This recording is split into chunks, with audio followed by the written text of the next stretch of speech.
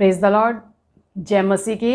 एक बार फिर हमारे साथ जुड़ने के लिए मैं आपका शुक्रिया अदा करती हूँ। और आज हम परमेश्वर का वचन देखेंगे। जो परमेश्वर ने आज हमसे बात की है उसे हम सुनेंगे अच्छे से और समझेंगे कि खुदा हमसे क्या कहना चाहता है। आज परमेश्वर का वचन देखेंगे हम भजन संहिता 122 का पहला वचन, साम्स 122 वर्स 1। यहाँ लिखा है, जब लोगों ने मुझसे कहा आओ हम यहोवा के भवन को चलें, तब मैं आनंदित हुआ। ये एक राजा के शब्द हैं। दाऊद है, वो कह रहा है कि जब लोगों ने मुझसे कहा कि आओ हम यहोवा के भवन को चलें, तब मैं आनंदित हुआ। एक राजा जिसके पास सब कुछ है, जिसके पास धन दौलत है, नौकर चाकर हैं, जिसके पास अगर हम कहें सिंहासन है, राज्य है, अथॉरिटी है, सिक्योरिटी है, सब कुछ है, लेकिन उसके बावजूद वो एक आनंद मना रहा है किसी बात में, और वो बात है कि यहोवा के भवन को चलना है। परमेश्वर के भवन को जाना मतलब उसकी उपस्थिति में जाना, उस खुदा की संगति में जाना, उसकी उपस्थिति में जाना। और ये बात उसे आनंद दे रही है, और वो कह रहा है कि मैं आनंदित हुआ जब मुझे लोगों ने ये कहा आओ हम यहोवा के भवन को चलें। सबसे पहली बात जो हम इसमें सीखते हैं वो ये देखते हैं यहाँ पर कि ऐसी बातें जो उसके पास सब कुछ है, धन दौलत, नौकर चाकर, जब वो घर से बाहर निकलता है आगे पीछे सैनिक चलते हैं, उसको खाने की किसी बात की कमी नहीं है, उसके पास अच्छी सिक्योरिटी है, उसके पास अच्छी अथॉरिटी है, वो राजा है, सिंहासन है, उसके बावजूद उसे वहाँ वो आनंद नहीं मिल रहा जिसे खोजने के लिए, या जब किसी ने उसे कहा चलो भवन में चलें यहोवा के, तो वो कह रहा है मुझे आनंद हुआ, मैं आनंदित हुआ। यानी वो हमें ये समझाना चाह रहा है यहाँ पर कि इन संसार की चीज़ों में आनंद नहीं रखा। हम कई बार सोचते हैं ना, अगर मुझे अच्छी नौकरी मिल जाए तो मेरा आनंद पूरा हो जाए। क्यों आप थोड़े दुखी लग रहे हो? अरे शादी नहीं हुई, अगर शादी हो गई ना फिर सब ठीक हो जाएगा। अरे अच्छा घर नहीं है ना, अच्छा घर मिल गया तो सब ठीक हो जाएगा। हम सोचते हैं शायद ये चीज़ें जब हमें मिल जाएंगी तो सब ठीक हो जाएगा, हम आनंदित रहेंगे, हमारा जीवन खुशियों से भरा होगा। लेकिन दाऊद यहां समझा रहा है कि सब कुछ है मेरे पास, पर मुझे वो आनंद नहीं है। उस आनंद के लिए मैं परमेश्वर की उपस्थिति में जाता हूं। और अगर हम परमेश्वर के वचन में ही देखें दूसरा शमूएल में, तो वहां 6 अध्याय में हम देखते हैं जब दाऊद को पता लगता है कि एक व्यक्ति के घर में वाचा का संदूक रखा गया है और वहां पर परमेश्वर उसे आशीष दे रहा है। वहाँ लिखा हुआ है कि जब उसे ये पता चला ओबेदेदोम के घर पर जहाँ वाचा का संदूक रखा हुआ है, यहोवा ने ओबेदेदोम के घराने पर और जो कुछ उसका है उस पर उसे आशीष दी है। ये दूसरा शमूएल के 6 अध्याय में हम 12वें वचन में पढ़ सकते हैं। तब उसे जब ये पता लगता है कि वहाँ आशीष आ रही है, जहाँ परमेश्वर की उपस्थिति है वहाँ आशीष है, वो कहता है उस वाचा के संदूक को मैं अपने यहाँ ले आऊँगा, अपने यहाँ ले आऊँगा। और वो उसे लाने के लिए तैयारी के साथ जाता है। और इससे पहले अगर हम ऊपर पढ़ते हैं तो यही वाचा का संदूक जब पहले दाऊद लेकर आ रहा था, और जब वहाँ पे अबीनादाब के बेटे के ऊपर, उज्जा के ऊपर परमेश्वर का क्रोध उतरता है और वो मर जाता है, तो दाऊद डर जाता है। दाऊद इतना डर जाता है कि उस संदूक को अपने यहाँ नहीं लाता, पर ओबेदेदोम के घर पे रखवा देता है। लेकिन उसे फिर पता लगता है कि सिर्फ 3 महीने उस परमेश्वर की उपस्थिति से उस पे और उसके पूरे घराने पर आशीष हुई है। वो कहता है उस उपस्थिति को मैं अपने घर ले आऊँगा, अपने देश में ले आऊँगा, ताकि सिर्फ ये नहीं हम सब आशीष पाएं। और उसको लेकर जब वो आ रहा है, संदूक जब आ रहा है, तो हम ये पूरा पढ़ सकते हैं 6 अध्याय के 12वें वचन से आगे, किस तरह वो नाच रहा है। बजाने वाले बजा रहे हैं, गाने वाले गा रहे हैं, और वो नाच रहा है सब लोगों के साथ मिलकर। और ये घटना उसकी पत्नी वहां से देख रही है, और वो जब देखती है तो उसका मन बड़ा ही उदास होता है। वो मन ही मन उस राजा को तुच्छ जानती है, अपने पति को छोटा समझती है कि क्या हरकतें कर रहा है ये।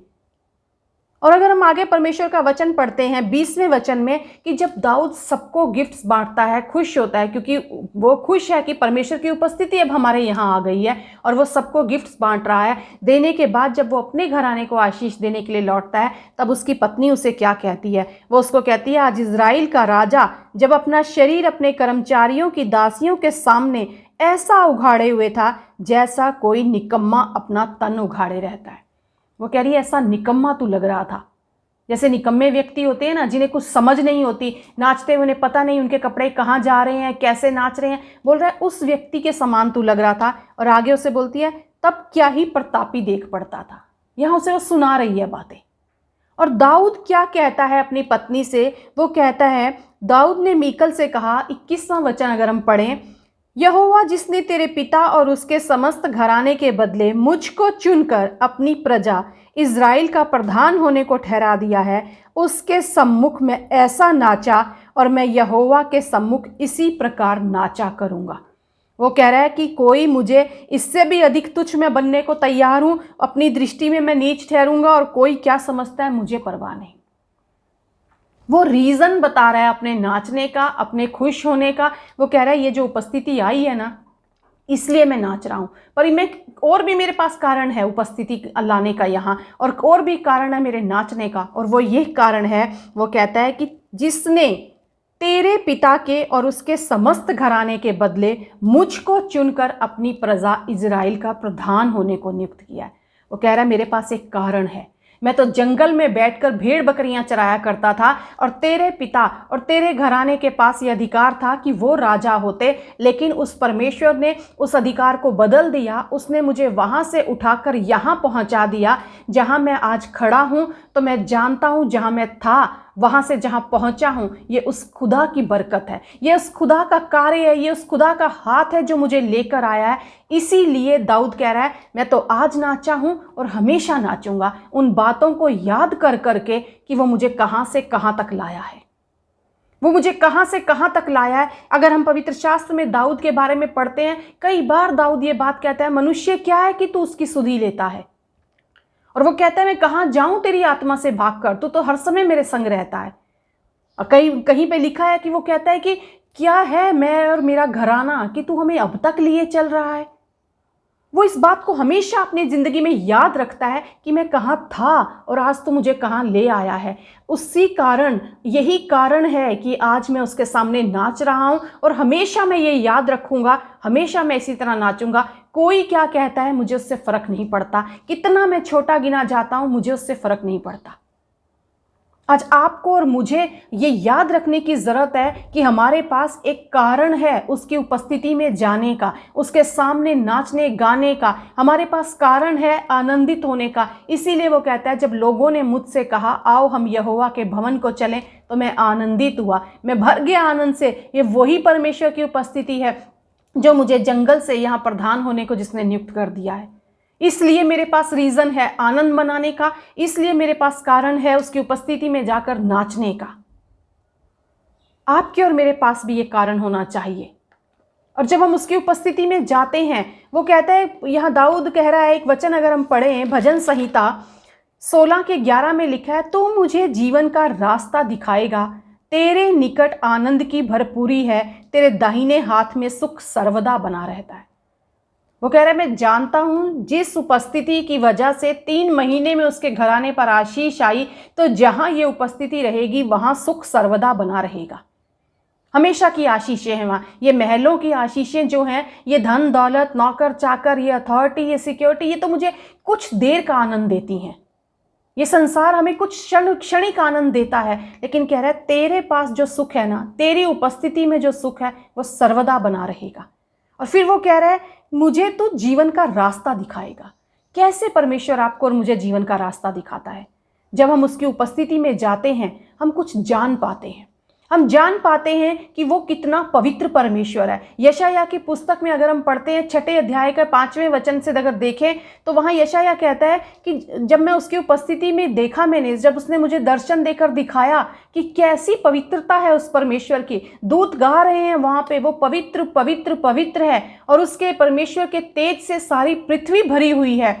तब वो कहता है मैंने कुछ देखा, तब मैं कुछ जान पाया। बोल रहा है मैंने उसकी उपस्थिति में जाकर उसकी पवित्रता को इस कदर देखा, और उस जब पवित्रता को उसने देखा तब उसको और क्या नजर आया उसके साथ, वो ऐसा प्रकाश, ऐसी रोशनी जब उसके ऊपर पड़ी, तो वो क्या कह रहा है, तब मैंने कहा हाय हाय मैं नष्ट हुआ, क्योंकि मैं अशुद्ध ओठ वाला मनुष्य हूँ। वो कह रहा है जब मैंने उसकी पवित्रता को देखा तो मुझे मेरी अशुद्धता भी नजर आई।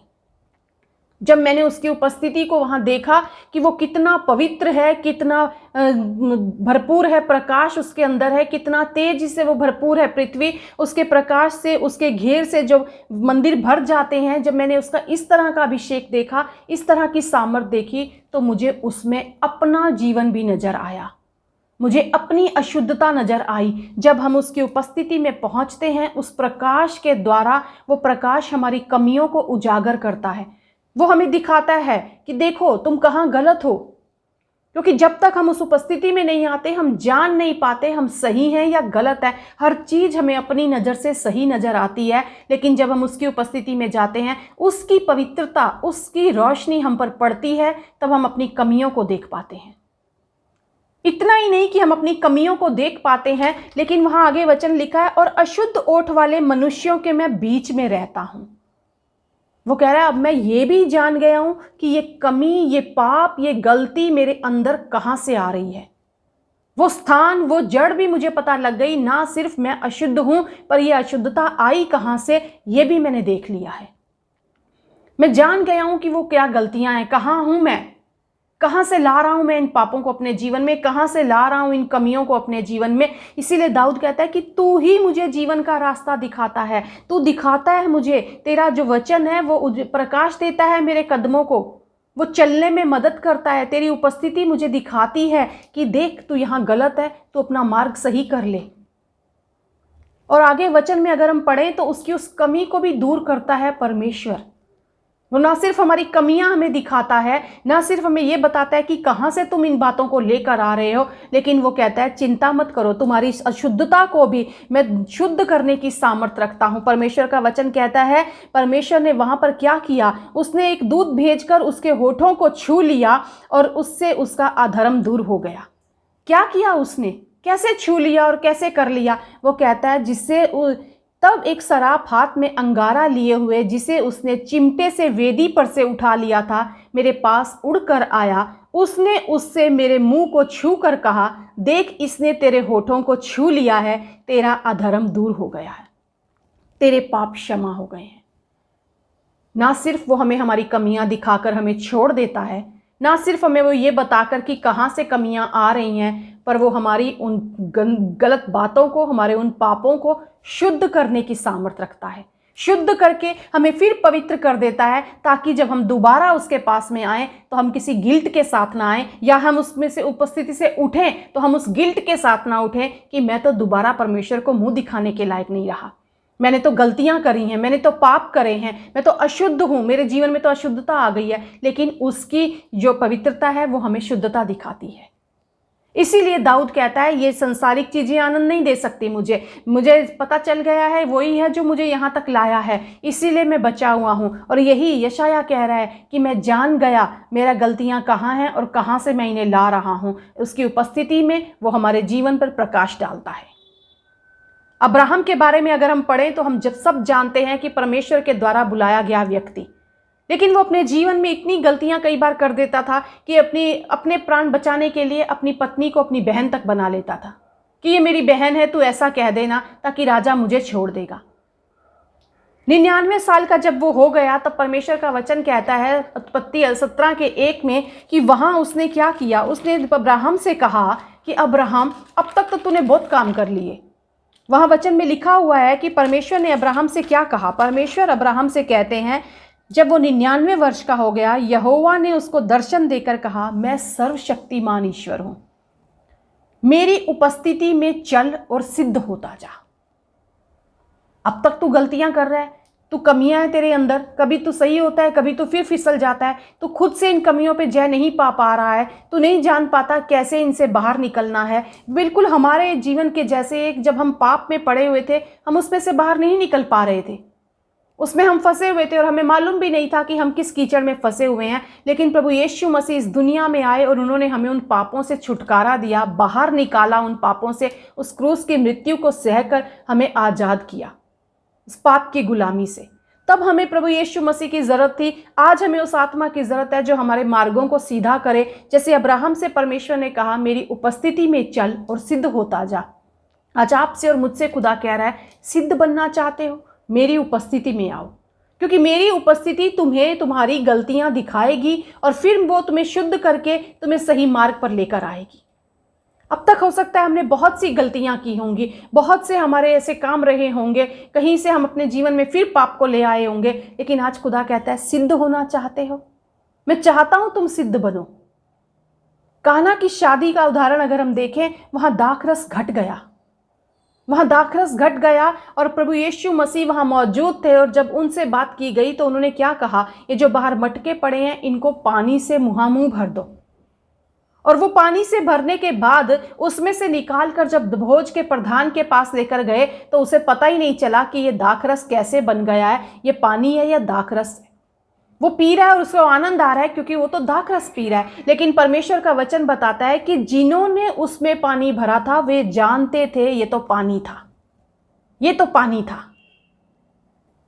परमेश्वर का वचन हमें समझाता है कि दाऊद क्यों नाच रहा है, क्योंकि वो तो जानता था मैं तो एक जंगल में भेड़ बकरियां वाले चराने वाला लड़का था, पर उस पानी को दाखरस में बदला है इस परमेश्वर ने, जिसने मुझे यहाँ तक पहुँचा दिया। आज आपके और मेरे जीवन में वही परमेश्वर आपके और मेरे टेस्ट को बदलना चाहता है, हमारे रंग को बदलना चाहता है, हमें नया रूप देना चाहता है। वो कहता है कि जो तुम पानी हो मैं तुम्हें मीठा बनाना चाहता हूँ। जब लोग उसमें से पिए तो वो कहें कि इसकी मिठास ये अब तक तूने रखा हुआ था। मैं तुम्हारा रंग रूप टेस्ट सब बदलना चाहता हूं। उस पानी का टेस्ट बदल गया, वो मीठा बन गया। जब हम उसकी उपस्थिति में आते हैं, हमारे जीवन में हो सकता है हम कई बार बहुत सी ऐसी चीज़ें हमें अच्छी लगती हैं, हम उनके साथ जुड़े रहते हैं। जब हम उसकी उपस्थिति में आते हैं हमारा टेस्ट बदल जाता है, तब वो चीज़ें हमें कड़वी लगने लगती हैं, तब उनमें हमें कोई स्वाद नज़र नहीं आता, लेकिन उसकी उपस्थिति हमें मीठी लगने लगती है, हमारा टेस्ट चेंज हो जाता है, तब हम दाखरस बन जाते हैं। और खुदा कहता है कि फिर वो दाखरस में से जब दूसरे पीते हैं तो तुम्हारे पिता की बढ़ाई करते हैं जो स्वर्ग में है उसकी। आज खुदा आपके और मेरे जीवन में बहुत कुछ बदलना चाहता है, हमारा रंग रूप आकार, हमारा टेस्ट सब बदलना चाहता है, हमारा स्वभाव बदलना चाहता है। पर वो कहता है मेरी उपस्थिति में आओ, मेरी उपस्थिति में आ जाओ। दाऊद जानता था वही आनंद है, इन चीज़ों में कुछ नहीं रखा। अगर आपको ऐसा लगता है ये चीज़ें पूरी हो गई, ये बातें मुझे मिल गई तो मेरा आनंद पूरा हो जाएगा, व्यर्थ है ये। क्षणिक आनंद आपको मिलेगा लेकिन सर्वदा का आनंद कभी नहीं आपको मिलेगा। उसकी उपस्थिति में सुख सर्वदा बना रहता है। वो इसीलिए कहता है मैं कहाँ था, मैं क्या था और आज मैं क्या बन गया हूँ, इसलिए मैं आनंद मना रहा हूँ। यशायाह कहता है कि मैं जब उसकी उपस्थिति को मैंने देखा, उसकी पवित्रता को देखा तो मैं जान पाया मैं कितना अशुद्ध हूँ। मैं जान पाया इस अशुद्धता का कारण क्या है। अब्राहम से परमेश्वर कहता है सिद्ध होना चाहता है, इन कमियों से बाहर निकलना चाहता है, बार बार गलतियाँ नहीं करना चाहता, तो मेरी उपस्थिति में चल और सिद्ध होता जा। मैं उस पानी को साधारण से, आप अपने आप को लोग सोचते होंगे मैं तो साधारण हूँ, कुछ भी करूँ किसी को फ़र्क नहीं पड़ता, थोड़ा इधर थोड़ा इधर। पर प्रभु बोलता है मैं तुम्हें दाखरस में बदलना चाहता हूँ, दाखरस बनाना चाहता हूँ तुम्हें। और अगर आपको अच्छा लगता है वो सादा पानी, बाहर की बातें, बाहर की चीज़ें, तो भी परमेश्वर कहता है मेरी उपस्थिति में आओगे तो मैं तुम्हारे टेस्ट को बदल दूंगा, बदल दूंगा। मैं तुम्हारा रंग बदल दूंगा, मैं तुम्हारा आकार बदल दूंगा, तुम्हारा स्वभाव बदल दूंगा। आज खुदा आपको और मुझे एक बार फिर ये हम कह सकते हैं कि इन्विटेशन दे रहा है कि मेरी उपस्थिति में आ। जैसे उसने अब्राहम को बुलाया, वो हमें और मुझे और आपको बुला रहा है, मेरी उपस्थिति में चल और सिद्ध होता जा। उसकी उपस्थिति हमें आनंद देती है, हमें शांति देती है, सुख सर्वदा वहाँ बना रहता है, हमें मार्ग दिखाता है ताकि हम सही मार्ग पर चल सकें। और वही है जो हमें सिद्ध कर सकता है, और कोई बात नहीं और कोई चीज़ नहीं। कल भी हमें उसकी ज़रूरत थी, आज भी हमें उस उपस्थिति की ज़रूरत है। और सदा हमारे जीवन में जो आशीषें, आप सोचते हैं आज मेरे पास सब कुछ है, मुझे ज़रूरत नहीं, लेकिन ये आशीषें बढ़ें या बनी रहें, इसके लिए भी आपको उसकी उपस्थिति में रहने की ज़रूरत है। मैं विश्वास करती हूँ आज इस वचन के द्वारा आपने एक बार फिर परमेश्वर की उपस्थिति की अहमियत को जाना है अपने जीवन में, कि वही है जहाँ हमारे लिए जीवन है। विश्वास करती हूँ आपने और मैंने इस वचन के द्वारा बरकत और आशीष को पाया है। आमीन।